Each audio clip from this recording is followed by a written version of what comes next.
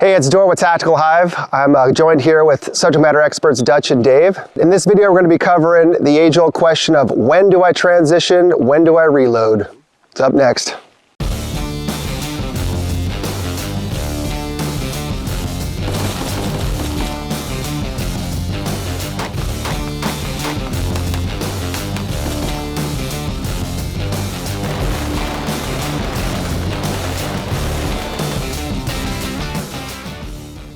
I think the whole discussion is, when's it a good idea, right? So if you're going to the line, as David said, right, as instructors, we have to think about this. If you're going to the line and you're bringing your secondary, your rifle goes down, no need to look at it, throw it away, go secondary. That's it. Yeah. So, but the argument was, or the discussion was, continue. Yeah, because it wasn't an argument, but what I found is, especially in the day-night pistol carbine classes, and again, you got to keep in mind the environment we're talking here is, within 35 feet, 35 meters, it's a short fight that that's max. We're much shorter. But people don't think about this in the training aspect. If I take my selector lever and go from safe to semi, and I am hammering down, and essentially I've identified a threat, I've acquired a threat, I'm engaging a threat. And if my rifle fails to function, then I have the rest of my life to get my gun back up in the fight. I'm not gonna sit there and worry about my rifle because I have a pistol. I can get my pistol out much faster than I can do sports, or I can reload my rifle in this environment because it's not a long fight. So, but what I find is guys will try what I have seen, guys who do a lot of magazine change with their rifle, and then they do transition drills. When they get that hollow pop, one, they don't know the stats of their rifle, they're always looking at it. And two, so they'll stutter step. They take that tactical stutter before they get their pistol into the fight. And usually it's because you're yelling at them, like, your pistol into the fight. Yeah, the big question always comes up in classes like, well, when do you transition and then when do you do a reload? It's completely and totally situational dependent. A transition to pistol is really an emergency procedure. It's your reserve parachute, it's your UDT life jacket. And Exactly what it is. Yeah, and it's there just in case. If you have time to take a knee, if you have cover, if you're not taking effective fire, sure, you're not within conversation distance of someone who doesn't speak your language, you have the ability to reload the gun. You should have to tell yourself not to transition almost. Sure. Like, okay, I'm safe enough, I have time to work on it. In a gunfight, it's free fall. You're falling through the air, you're about to die, and your equipment and your ability to use your equipment is all that's keeping you alive. Well, where does this come to? So you just said, right, which is clear to me, hopefully clear to everyone that's watching, but when you're engaging enemy targets at 100 meters, even 50 meters perhaps, from a cover concealed area or from wherever you might be, and your gun goes down, it might be a good idea to drop behind that cover concealed area, reload your rifle, come up on a different portion of that cover concealed area, and then give back some more, right? But at 50 meters, I'm probably not going to go to my pistol. At 100 meters, I'm not going to my pistol.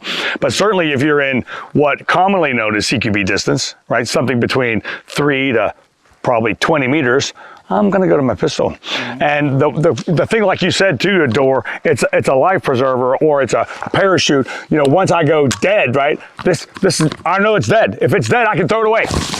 Now I get the pistol. I throw this away, get rid of it. Yeah, I've got a lot of traction out of when I have students come to classes, making sure I'll always run them to their pistol. But I always, even if the drill is a 7-round drill or whatever, at the end of the drill and they shot all the rounds they were prescribed to shoot, when that hollow pop, that failure to fire, that gun is no longer loaded, finish the drill with a pistol. Just start engaging that thought process, that demand, that response to an empty rifle, immediate draw with a pistol. When you feel that there's no recoil impulse, yeah, it's done. You know it. You have to know that, right? So time behind the gun tells you this. Bam. The impulse, you don't have to go like this. How many times have you seen this? Yeah, why are you looking? What's wrong with the gun? Get rid of it. If you have a secondary on you, you pull it. So that's the thing too. So if you were online with a whole bunch of students and if you're doing reload drills with your rifle, you leave your pistol back with your kit because you don't bring that. So you have to be spatially, situationally aware. As a shooter, I do have a secondary or I don't. Yeah. I'll tell you, what's your opinion on this? For me, I never have students transition with a hot gun. You run the risk of the weapon being manipulated, the trigger being manipulated, having a negligent discharge, and it's also just not realistic. I want them to have that physical response to an empty gun, which gives them a response to draw. Also correct, yep. Yeah. And what Dutch and Dave are referencing is when the bolt locks to the rear on an empty mag, it does feel different, and you need to continue to train until you can achieve that just by feel. Yeah, sounds different too. Because in classes, it's very, very common. People are taking fairly intermediate to advanced level course, and they don't have that down. And when it stumps them, it interrupts the process, and that's where we really see failure to transition, and we get those questions. Yeah, if you're coming up to the line and you have a secondary, right? Even if the weapon doesn't lock back, right? Now it doesn't have the same recoil impulse as in, putting a new round in the chamber. So whether the magazine's bad or there was a malfunction, right? You know what that feels like. Time for the secondary. How about this? All right. So how many instructors say when you have a stoppage or when it locks back, before you go to secondary, you have to put it on safe? Yeah, I've seen that. Attempt is what... I don't care. I don't care. As an instructor, I tell them I don't care. I don't either. I don't worry with it. It doesn't work. Get rid of it. That's my opinion. So I'm not saying it's wrong the other way. Yeah, I'm not saying it's wrong. For me, it's not a process I'm going through, because all I want right now is to finish the fight that I'm currently in, and I got the rest of my life to get that pistol out and finish it. Yep. Or if it's not for you, it's for someone else. Again, your rifle, your pistol in this case, is their shield. So this is the thing that's going to keep them alive. I often say, if you don't do it for yourself, fine, do it for somebody else. So yeah, on the Blue Navy side, as far as our training and our drilling, through the schoolhouse and even up into the team level, it's taught just to attempt to safe when you're doing reloads, when you're doing transitions, but the emphasis is attempt. If you miss it, if you're wearing gloves, if the gun's dirty, whatever, you do not stop the process. It either goes or it doesn't. And if you have a stoppage and your hammer's up, obviously it's not going to work, but that lets you know. Sure. If you didn't already, because there's no looking. Sure. Yeah. It's just not my thing. I know that instructors will teach it, and that's okay too. It's just not my thing. Yeah. It's an emergency situation here, so you're getting rid of it. I tell you what, there's other instructors too that talk about, they really do interesting things when it comes to removing the rifle from the shoulder. So shooter's got a good connection with the rifle, he goes dead, and they do some really cool stuff to get to the secondary.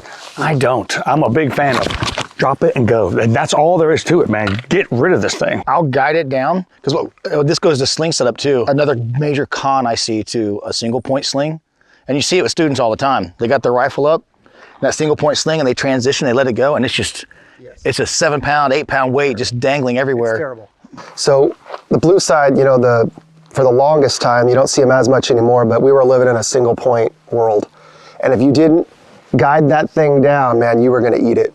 So it kind of became a self-preservation, just getting it out of you'd have that hot can, that freaking lightsaber rolling around, just burning holes and everything. So yeah, I think we definitely with the single points, you're going to want to guide it down. But then, in real life situations, the fear and the speed are there, and those steps are probably skipped. Yep, those steps. The attempting to safe is skipped.